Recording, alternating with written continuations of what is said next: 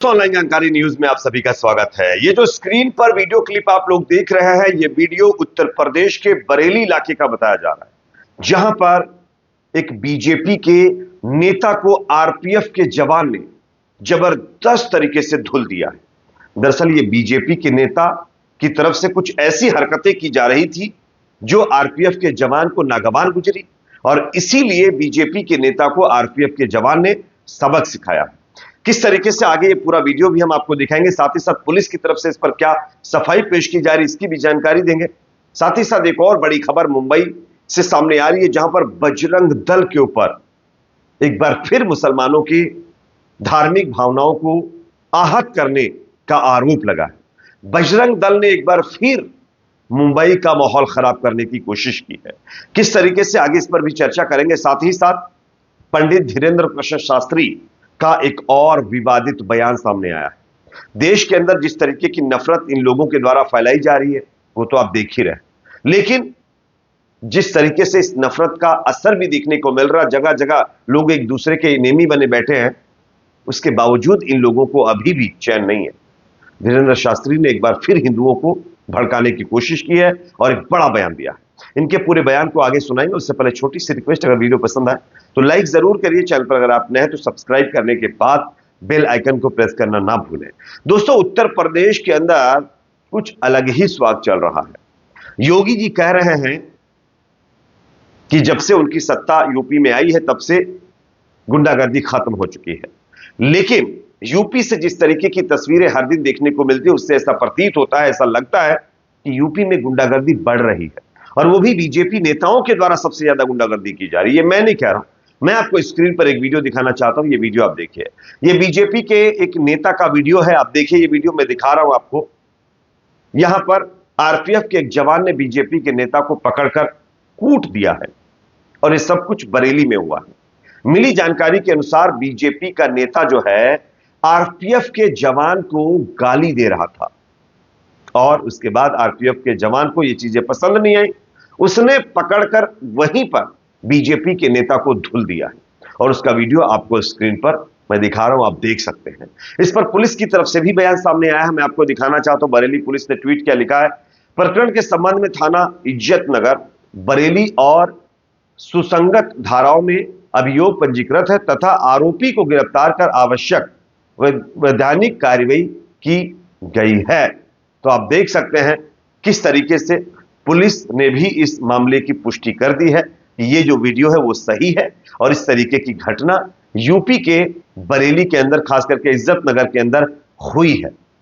अब आए दिन बीजेपी के ना इस तरीके के कांड करते रहते हैं, लेकिन उनको कोई सबक नहीं सिखाता है। लेकिन अब आरपीएफ के जवान के सामने बीजेपी के नेता पड़ गए, और उसके बाद जो कुछ भी हुआ है वो आपके स्क्रीन पर।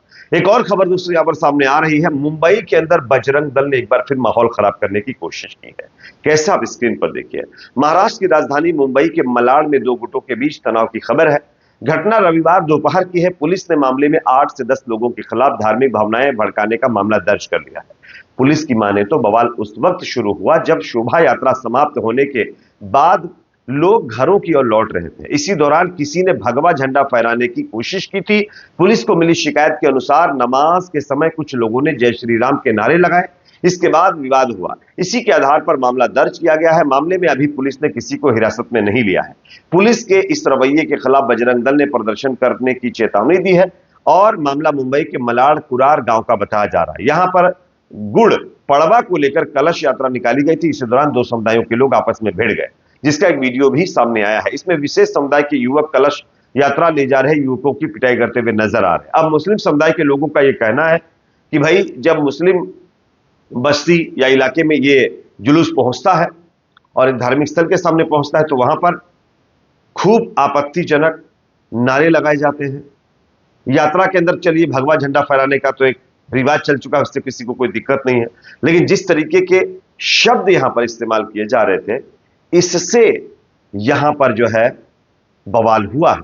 और मुंबई पुलिस ने भी यह माना है कि गलती बजरंग दल की है, और मुंबई में बजरंग दल के ऊपर इसी को लेकर के मुंबई पुलिस की तरफ से एफआईआर दर्ज की गई है। अब आप खुद सोचिए कि इस देश को अशांत करने की कोशिश कौन कर रहा है। कौन वो लोग हैं जो लगातार अपने धार्मिक कार्यक्रमों में दूसरे लोगों पर निशाना साधने की कोशिश ज्यादा करते हैं। आज आप देखिए, कोई रैली, कोई यात्रा निकाली जाती है, तब किसी धार्मिक स्थल के सामने अगर वो यात्रा पहुंचती है तो वहां पर कुछ ऐसा करने की कोशिश की जाती है जिससे माहौल खराब होता है। लेकिन जब माहौल खराब हो जाता है तो कार्रवाई के नाम पर पुलिस ज्यादातर मामलों में एक समुदाय से जुड़े हुए लोगों के खिलाफ कार्रवाई करती है। लेकिन गनीमत कि यहां पर मुंबई पुलिस ने बजरंग दल के खिलाफ कार्रवाई की है। एक और बड़ी खबर दोस्तों सामने आ रही है। पंडित धीरेन्द्र कृष्ण शास्त्री ने एक बार फिर हिंदुओं को भड़काने और उनको उकसाने की कोशिश की है। किस तरीके से आप स्क्रीन पर खबर देखिए। यहां पर देखिए, बागेश्वर धाम के पीठाधीश्वर जो है धीरेन्द्र शास्त्री का बयान सामने आया है। धीरेन्द्र शास्त्री का कहना है कि हम हिंदुओं को कट्टर हिंदू बनाएंगे और बनाने का काम करेंगे। सभी ग्राम पंचायतों में एक एक प्रभारी होगा, जो एक मंडल प्रभारी से जुड़ा होगा। 10 गांवों का एक मंडल बनाया जाएगा, यह जिला अध्यक्ष से जुड़ा होगा और यहां पर हम जितने भी हिंदू हैं उनको कट्टर हिंदू बनाने का काम करेंगे। अब कट्टर हिंदू किसको कहते हैं जानते हैं आप? बताने की जरूरत नहीं है। आज कट्टर हिंदू जो अपने आप को कह करके फिर रहे हैं ना इधर उधर, वो क्या काम करते हैं आप बेहतर जानते हैं, समझते हैं, आप उनकी हरकतों को भी देखते होंगे। लेकिन इसी तरीके के और लोगों को पैदा करने की कोशिश, उनको इस तरीके से बनाने की कोशिश धीरेन्द्र शास्त्री जैसे बाबा लगातार कर रहे हैं। शायद हो सकता है इनकी दुकान प्रॉपर तरीके से नहीं चल रही होगी, इसलिए ये चर्चा में आने के लिए इस तरीके की चीजें कर रहे हैं। अब एक और खबर दोस्तों सामने आ रही दिल्ली से, जहां पर एक अजीबोगरीब दिल्ली पुलिस का कारनामा देखने को मिला है। आप सब जानते होंगे 2019 में दिल्ली में एक बहुत बड़ा फसाद हुआ था और इस फसाद में 60 से ज्यादा लोग खत्म कर दिए गए थे, जिसमें ज्यादातर एक विशेष समुदाय से ताल्लुक रखने वाले लोग थे। इस फसाद का मेन जो सरगना था वो कपिल मिश्रा था, जो अभी बीजेपी का नेता भी है और दिल्ली का मंत्री भी बन चुका है, ये लोगों का आरोप है। और अब कई सालों के बाद दिल्ली के अंदर हुए फसाद में कपिल मिश्रा की भूमिका को लेकर के कोर्ट ने यह आदेश दिया है कि कपिल मिश्रा की भूमिका की जांच की जाएगी। दिल्ली के एक अदालत ने यह जांच के आदेश दिए हैं। अदालत ने कहा है कि मिश्रा यानी कपिल मिश्रा के खिलाफ संज्ञेय अपराध पाया गया है, यानी कि कपिल मिश्रा के खिलाफ संगीन अपराध पाया गया है, इसलिए उनकी उस फसाद में क्या भूमिका थी इसको लेकर के अब जांच की जाएगी। काश ये जांच पहले हो जाती तो शायद 60 लोगों की जिंदगियां ना खत्म होती। लेकिन आप सब जानते हैं कि किसके दबाव में, किन लोगों के प्रेशर में दिल्ली पुलिस काम करती है और उस प्रेशर का फायदा कपिल मिश्रा को मिला है, ऐसा भी लोग मानते हैं। और आप देख सकते हैं कई सालों के बाद अब कपिल मिश्रा की भूमिका की जांच करने के आदेश कोर्ट की तरफ से जारी किए गए हैं। आपको क्या लगता है इस खबर पर? अपनी राय कमेंट सेक्शन में जरूर रखिए। वीडियो अगर पसंद आए तो इसको लाइक करिए, शेयर करिए, चैनल पर नए हैं तो सब्सक्राइब जरूर करें।